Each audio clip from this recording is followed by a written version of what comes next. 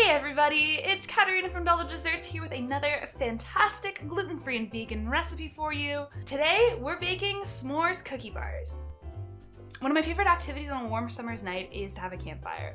And growing up, I was an avid Girl Scout, so I am like the queen of having a super fantastic activity jam-packed campfires. But I'll let you in on a little secret. The real reason why I absolutely loved having campfires and wanted to have them all the time was to just stuff my face with s'mores. Because let's be real, having a campfire without s'mores, in my opinion, is just a big waste of time. So to celebrate the beginning of campfire season and to celebrate delicious s'mores, we are making s'mores cookie bars. This recipe is dead simple and dead delicious, so it really gives you no option but to make these s'mores right now. So let's get baking.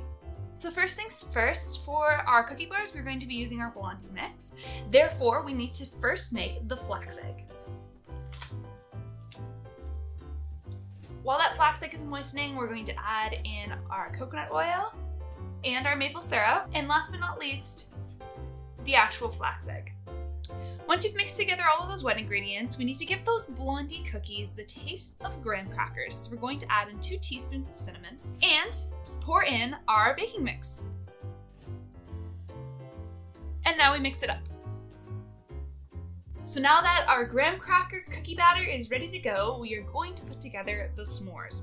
I'm going to pour half of the batter into a 9x9 inch greased pan.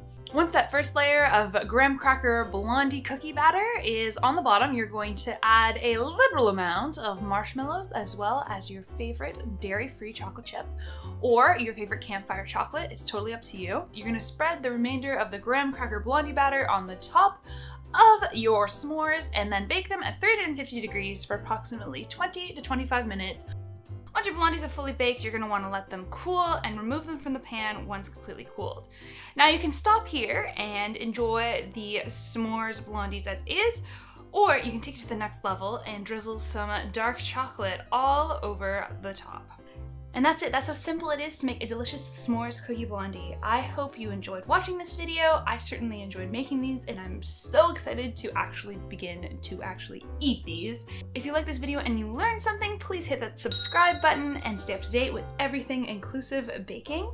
And if you decide to make these delicious s'mores blondies and you share them on your Instagram or Facebook, please tag us at Untitled Desserts Baking so we can enjoy the delicious treats that you've made and share them with everybody that follows our accounts. We also just launched our Inclusive Bakers newsletter, which you can sign up if you go on to untilteddesserts.com, and weekly you will get updates to your mailbox on different things that Untitled Desserts is up to, as well as new recipes, recipe videos, and some awesome baking tips and tricks.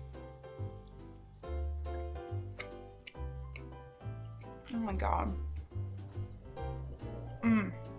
Oh yeah.